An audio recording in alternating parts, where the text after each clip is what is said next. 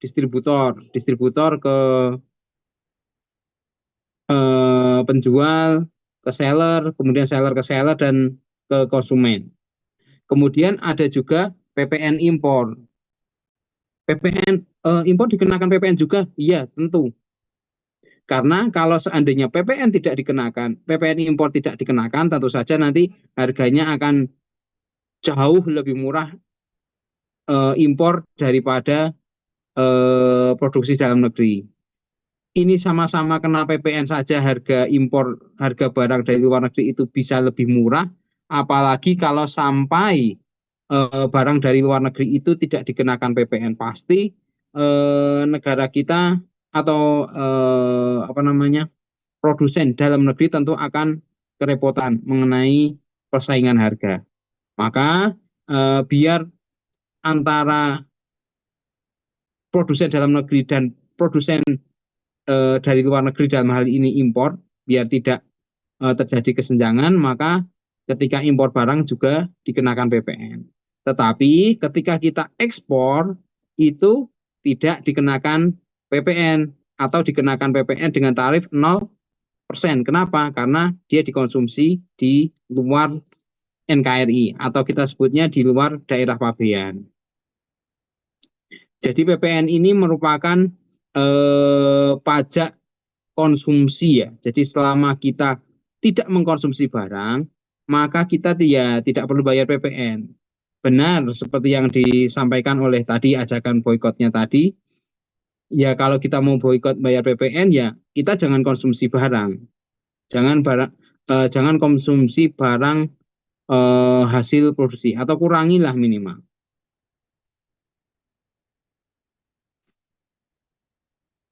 Nah ini kita akan masuk ke pajak pertambahan nilai. Ini kata-katanya adalah pertambahan nilai. Jadi ketika nilainya naik, kita akan kenakan PPN. Penambahan itu dari mana kita lihatnya? Kita lihatnya dari input, harga input dibandingkan dengan harga output atau harga beli, kita bandingkan dengan harga jual. Paling gampang ngecek teman-teman hari ini sudah bayar PPN belum ya? Sudah bayar PPN belum ya? Ya paling gampang ya yang pasti jelas kelihatan membayar PPN secara langsung ya. Ketika kita beli di Indomaret atau mungkin di Burma atau di Jogja atau teman-teman beli barang dari apa namanya penjual yang besar, misalnya teman-teman beli laptop yang ke counter yang besar dan lain sebagainya, maka teman-teman akan direct kena PPN. Terus Pak, kalau beli di tetangga sebelah berarti nggak kena PPN dong? Iya, tidak kena PPN secara langsung. Tetapi tetap di komponen yang teman-teman beli itu sudah ada PPN-nya. Tetapi pemungutnya bukan penjual yang tempat kita beli tadi, misalnya tetangga kita, bukan. Karena tetangga kita nanti akan beli misalnya dari distributor. Nah nanti tetangga kita itulah yang akan bayar PPN ke distributor. Jadi PPN ini selama barangnya itu barang yang produksinya gede, biasanya nanti akan sudah kena PPN. Tetapi kalau barangnya misalnya tadi saya contohkan sayur-sayuran atau mungkin apa ya warung makan seperti itu kan hasil olahan yang kecil ya UMKM, maka di situ tidak ada unsur PPN-nya.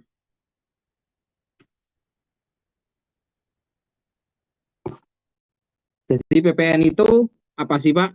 PPN tentu saja seperti singkatannya adalah pajak pertambahan nilai yang merupakan pajak atas konsumsi.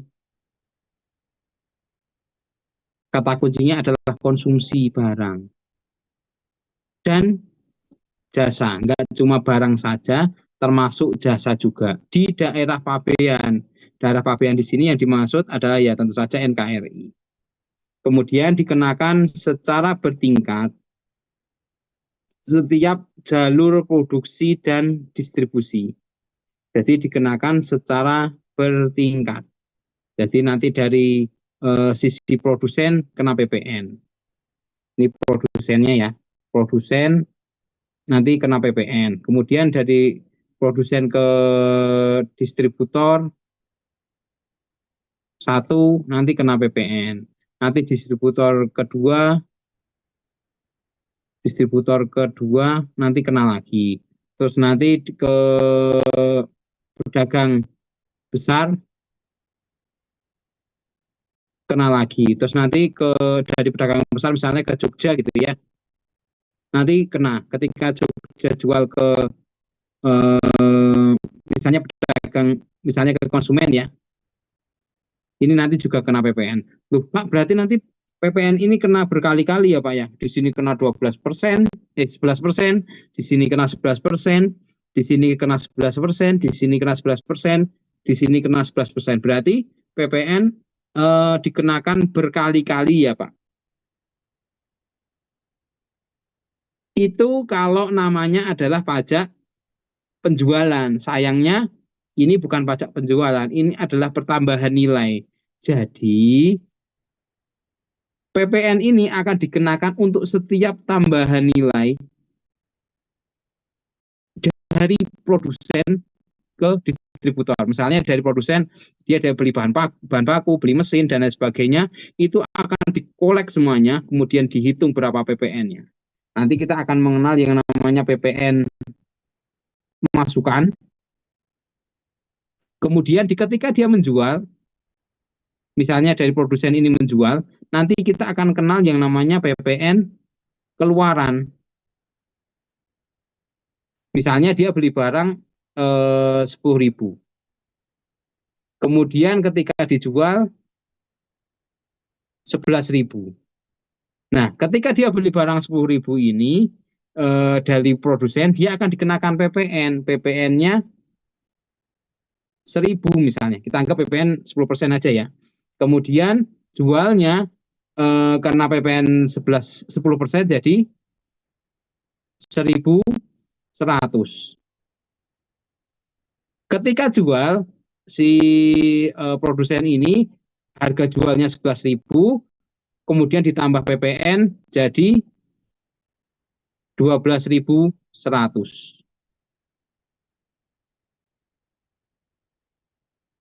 Yang disetorkan ke kas negara, dia kan dapat dari distributor ini 11.000 harga barang, kemudian 1.100 PPN-nya. Apakah 1.100 ini disetorkan semua?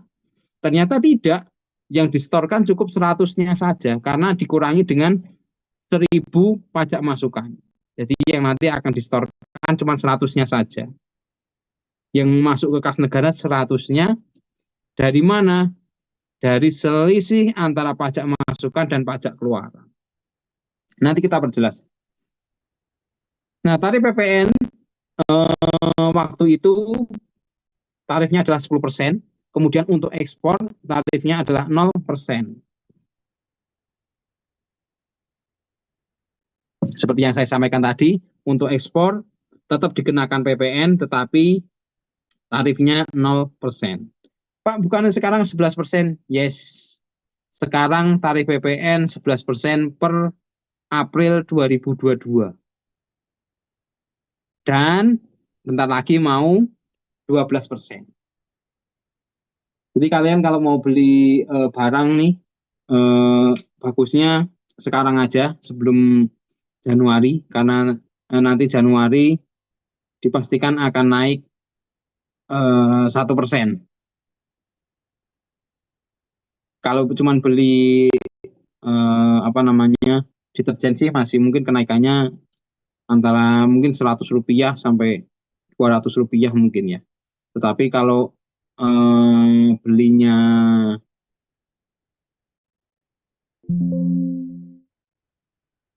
iPhone 15 ya mungkin kenaikannya bisa sampai ratusan. Nah, sampai di sini mungkin ada yang mau bertanya? Pak, permisi, saya mau tanya Monggo. Pak. Boleh, Mungkin dari saya ada beberapa pertanyaan sekaligus ya Pak mengenai PPN ini. boleh. Jadi untuk yang kan ada rencana bahwa si PPN ini akan naik menjadi 12% ya Pak. Di kenaikan menjadi 12% ini apakah ada urgensinya Pak? PPN ini naik menjadi 12% dari yang tadinya 11%. Lalu kenaikan ini apakah tujuannya untuk pengejaran target yang di awal tadi Bapak jelaskan atau ada penggunaan APBN yang telah terencanakan Pak ke depannya? Oke, itu Begitu aja. Pak, pertanyaan dari saya Pak. Oke. Pertanyaanmu susah, Mas. Maaf Pak. Gini, Mas. Saya ini analisis saya aja ya. Yang saya amati, Baik Pak. eh, semakin lama pemerintah kita itu kayaknya yang mau dibangun semakin banyak, pengeluarannya semakin banyak, dan tentu saja utangnya juga semakin banyak. Bagaimana caranya biar utang ini tidak nambah terus?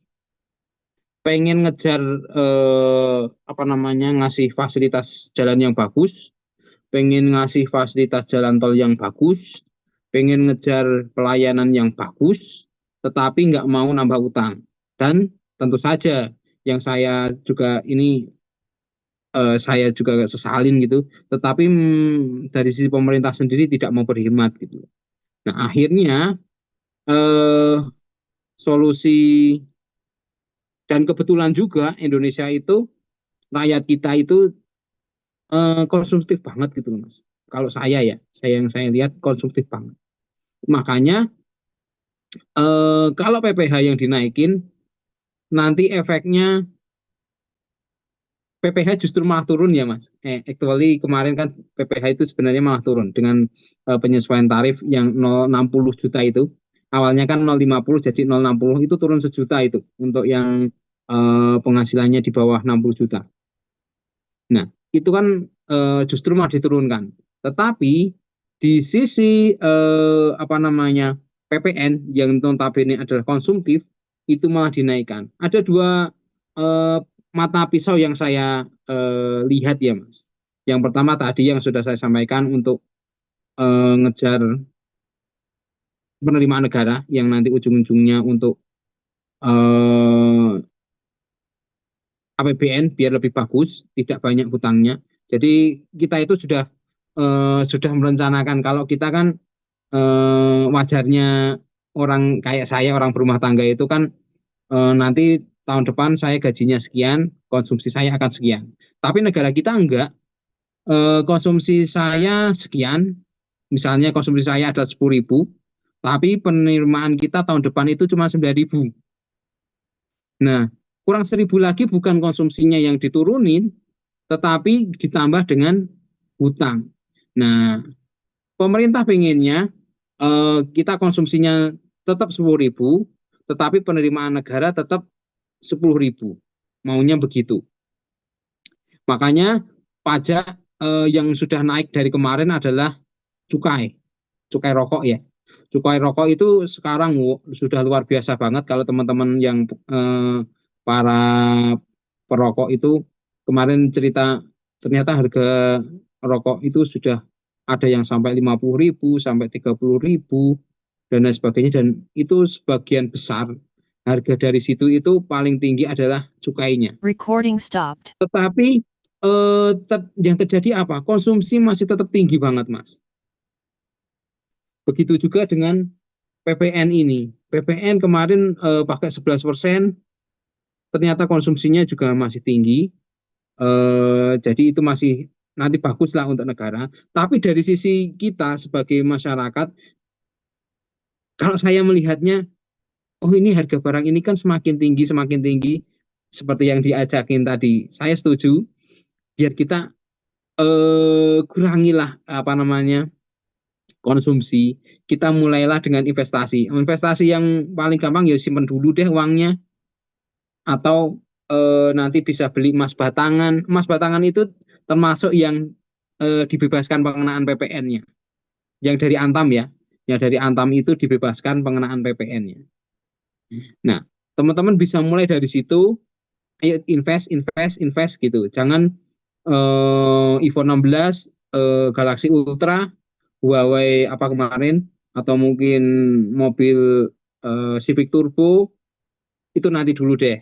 Mending eh, investasi dan lain sebagainya. Itu yang eh, sepemahaman saya, Mas. Apalagi ya? Setahu saya itu saja yang menjadi keinginan dari pemerintah. Begitu, Mas. Semoga menjawab pertanyaanmu, Mas. Baik, Pak, sudah menjawab. Lalu berikutnya masih ada yang mau saya tanyakan, Pak, kebetulan. Boleh, boleh. Yang pertanyaan berikutnya di sini mengenai ajakan boykot yang tadi ya, Pak.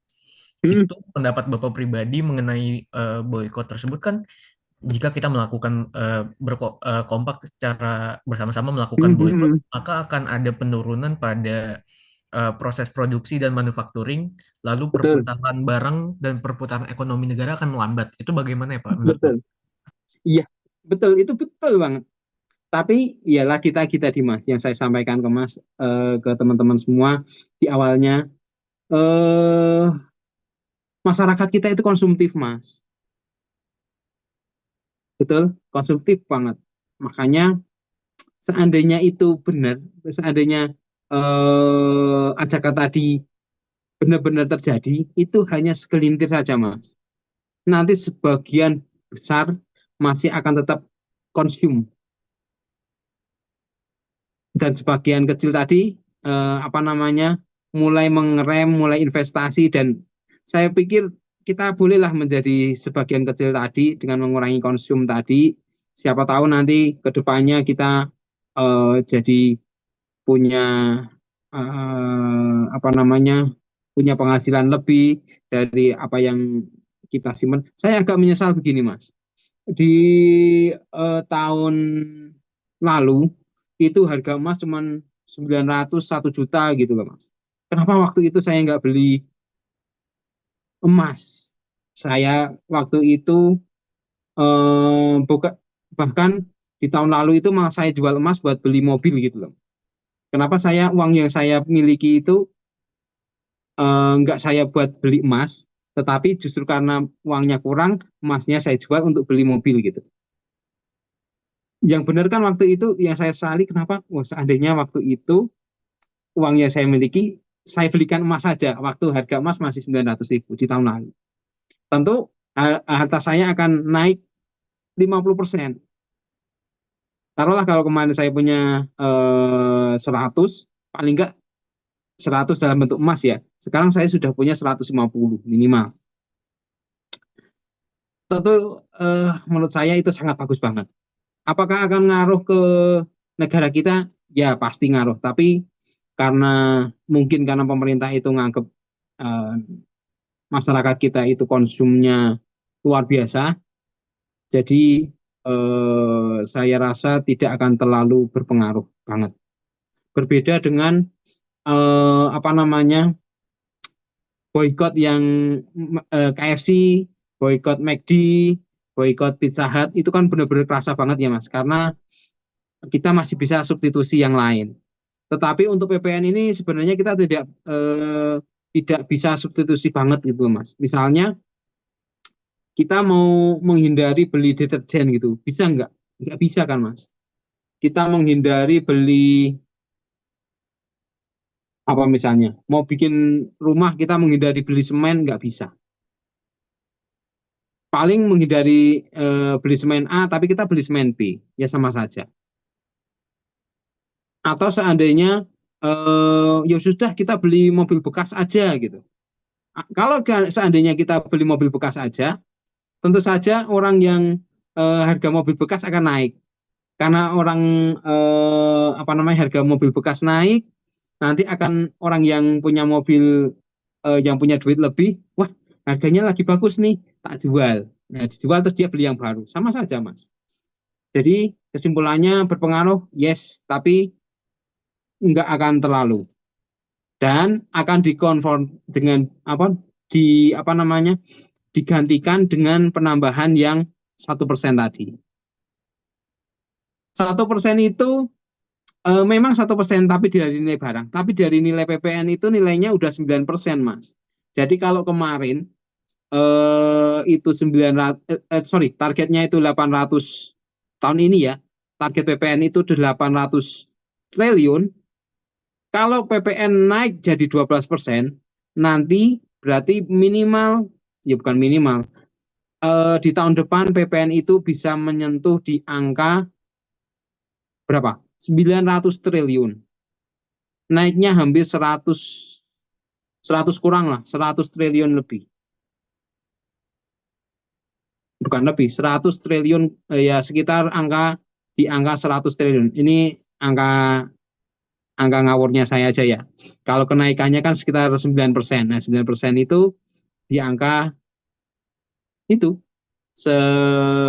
awalnya 800, nanti di tahun depan akan menjadi 900. 100 triliun itu kalau buat beli kerupuk, dapat seberapa banyak itu? Begitu, Mas. Baik, Pak. Terima kasih sudah menjawab. Ya. Oke, terima kasih atas pertanyaannya. Mumpung masih ingat, nanti takut lupa soalnya. Kita absen dulu ya.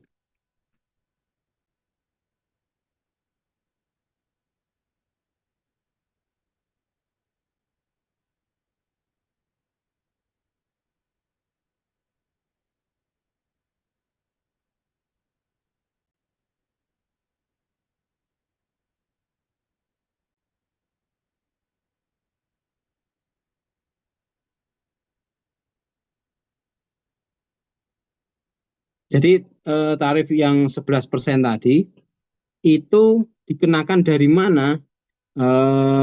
Dikenakan dari DPP. DPP itu apa? Yaitu bisa berwujud harga jual.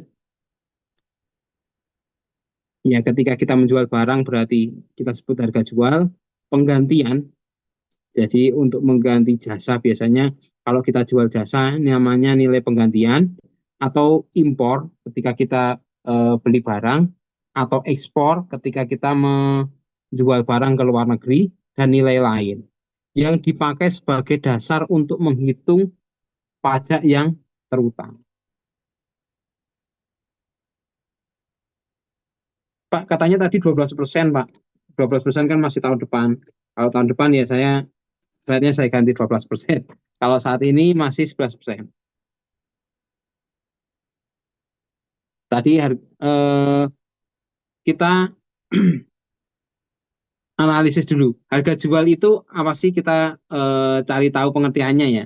Harga jual itu berarti nilai berupa uang, termasuk semua biaya yang diminta atau seharusnya diminta oleh penjual karena penyerahan barang kena pajak, atau kita singkat sebagai BKP. Jadi kalau teman-teman nanti di PPN ini akan melihat istilah BKP, dan nanti ada JKP.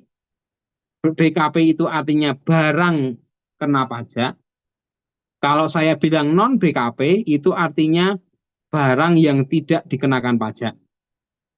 Kalau saya bilang JKP itu artinya jasa kena pajak. Pak, jasa kena pajak juga? Iya. Kalau saya bilang non JKP berarti jasa yang tidak dikenakan pajak. Kemudian nilai penggantian, yaitu nilai berupa uang, termasuk semua biaya yang diminta atau seharusnya diminta oleh pemberi jasa karena penyerahan jasa kena pajak, tidak termasuk pajak yang dipungut dan potongan harga yang dicantumkan dalam faktur pajak. Misalnya begini, saya jual jasa ke Mas Andreas. Mas Andreas, ini saya jual jasa ke Mas, nilai itu seharusnya itu 1 juta, tapi Mas tolong nanti yang 500 transfer ke rekening perusahaan saya, kemudian yang 500 tolong yang sisanya yang 5.000 transfer ke rekening saya pribadi. Misalnya seperti itu. Atau bisa juga, Mas Andreas, ini harga jasa saya itu 1 juta. Nah, 500 ribunya tolong dibayar dengan uang, kemudian 500 ribunya ganti dengan laptop yang nggak kepake itu ya, maka nilai PPN itu ya dari 1 juta tadi, meskipun transfernya ke beberapa akun, ya tetap dari 1 juta, bukan dari 500. Atau tadi yang transaksi kedua, harganya itu tetap 1 juta, meskipun dapat uangnya cuma 500, 500-nya lagi dapat barang. Tetap faktur pajaknya adalah 1 juta. Pak, kalau mau ada diskon bagaimana? Misalnya tadi transaksi ke Mas Andreas lagi. Mas Andreas ini 1 juta nih harganya. Cuman karena Mas Andreas ini pelanggan pertama, saya diskon 10%. Harganya jadi 900.000. Itu boleh asal dicantumkan dalam faktur pajak. Jadi di faktur pajak disebutkan harga barang 1 juta, kemudian diskon 1 juta. Sorry, 100.000. Nanti DPP-nya akan menjadi 900.000. Nanti pengenaan PPN-nya bukan dari 1 juta, tapi dari 900.000. Tapi harus dicantumkan dalam faktur pajak.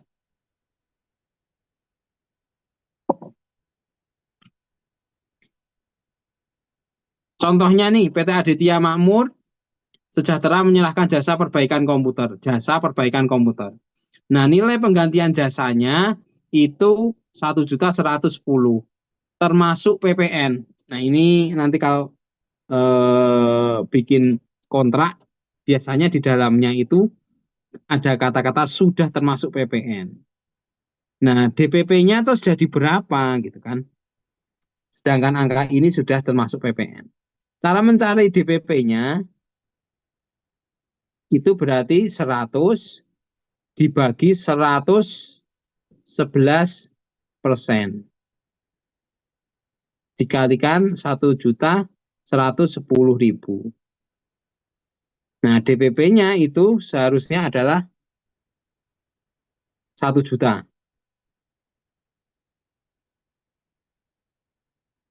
PPN-nya berapa? Berarti 1 juta kali 11%. Totalnya jadi 1 juta, PPN-nya jadi 110.000. Nilai transaksinya berapa? 1 juta ditambah 110.000.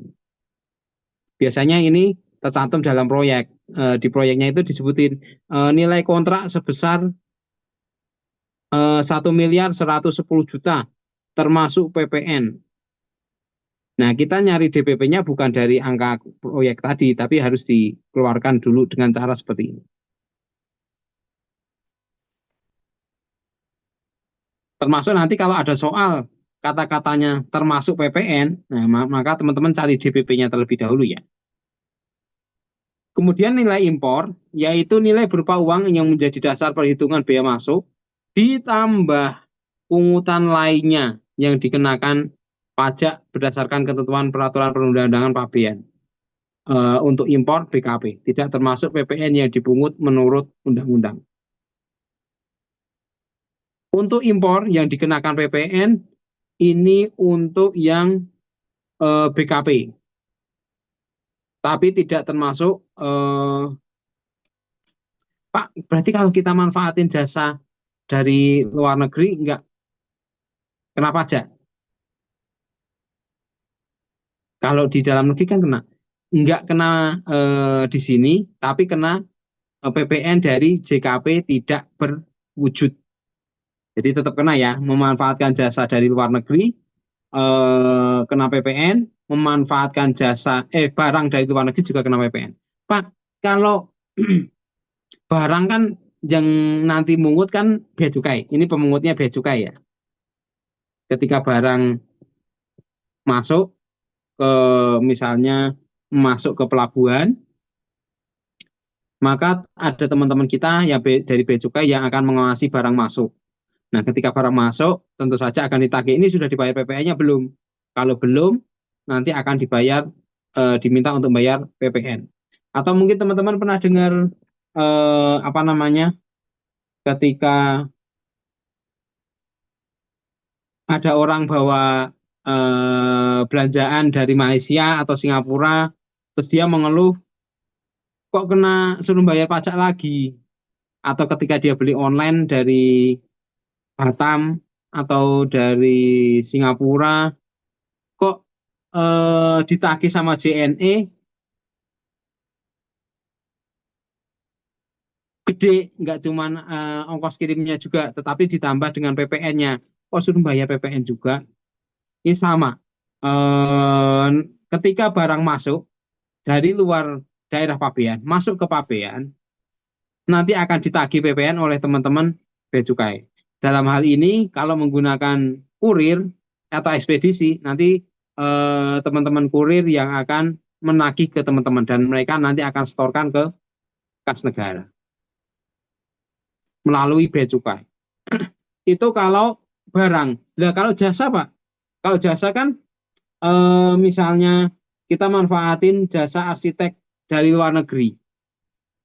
Barang masuk ke Indonesia, siapa yang mengawasi, Pak? Bea Cukai kan nggak bisa lihat, dikirimnya dalam lewat email atau pakai share doc, share apa namanya, pakai cloud, pakai Google Form, apa bisa diawasi, Pak? Jawabannya tetap bisa. Yang mengawasi bukan lagi Bea Cukai, tetapi DJP. Dalam hal ini